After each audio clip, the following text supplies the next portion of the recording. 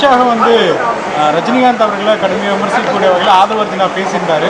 உங்களுடைய கட்சி சார்பில் இருந்து கூட திரு அர்ஜுனமூர்த்தி அவர்கள் கடிதமாக எழுதியிருந்தாங்க. உங்களுடைய நிலைப்பாடு என்ன சொல்லுங்க? அதாவது மதிப்புக்குரிய ரஜினிகாந்த் அவர்களை பற்றி ஆதவ அர்ஜுனன் பேசிய வார்த்தைகள் வந்து நிச்சயமாக மன்னிக்க முடியாது, தவறான வார்த்தை. அது குறித்து ஏற்கனவே பாரதிய ஜனதா கட்சியுடைய சார்பாக மதிப்புக்குரிய என்னுடைய கட்சியை சேர்ந்த அர்ஜுனமூர்த்தி அவர்கள் ஒரு விளக்கமான அறிக்கையை கேட்டிருந்தார்கள். நல்ல வேளையாக நீங்களும் இப்போதை கேட்டிருக்கீங்க.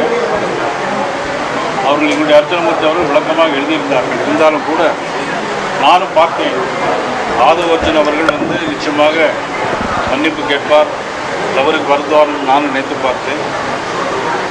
மதிப்புக்குரிய ரஜினிகாந்த் அவர்கள் அவர் வந்து திரையுலகில் ஒரு மிகப்பெரிய இமயம்.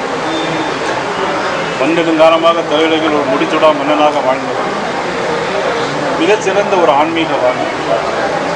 ஜாதி மதம் இனம் மொழிகளெல்லாம் கடந்து அவர் ஒரு சித்தர் புருஷர் போல உள்ளவர்.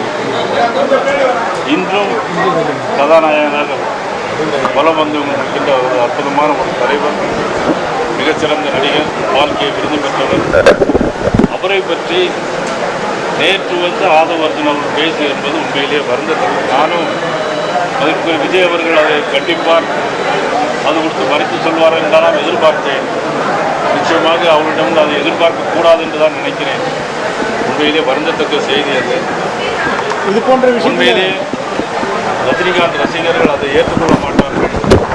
இனிமேலாவது ஆதவ அர்ஜுன் நிச்சயமாக ரஜினிகாந்த் ரசிகர்களிடம் நிச்சயமாக ஒரு வருத்தத்தை தெரிவிக்க வேண்டும் என்று நான் கேட்டுக்கொள்கிறேன். விஜய் இது வரைக்கும் அதற்கு எந்த வித கண்டனமோ அவங்க கட்சியை சார்ந்து இருந்தாலும் எது மன்னிப்பு கூட கேட்கல, எப்படி பார்க்குறேன்?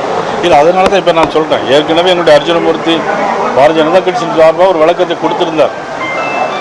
அது போதும் என்று நான் நினைத்தேன். ஆனால் இப்பொழுது 2-3 தினங்கள் ஆகியும் அதற்கு ஒரு பதில் இல்லை. ஒரு மிகப்பெரிய ஒரு சிறந்த ஒரு மனிதரை, மாமனிதரை, அதுவும் அதே ஒரு திரையுலகில் சேர்ந்த நடிகர் விஜய் அவர்கள் கண்டிக்காது என்பது உண்மையிலே வருந்தத்தக்கது. இது அவருடைய குணநலத்தை பிரதிபலிக்கிறது.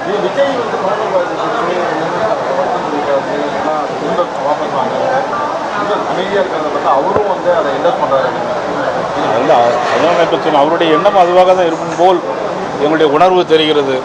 இனிமேலாவது வருத்தத்தை தெரிவிப்பார்கள் என்று நான் எதிர்பார்க்கிறேன். பிளே ஸ்டோர் மற்றும் ஆப் ஸ்டோரில் இருந்து பாலிமர் செயலியை QR கோடு மூலம் பதிவிறக்கம் செய்யுங்கள். செய்திகளை உடனுக்குடன் பெறுங்கள்.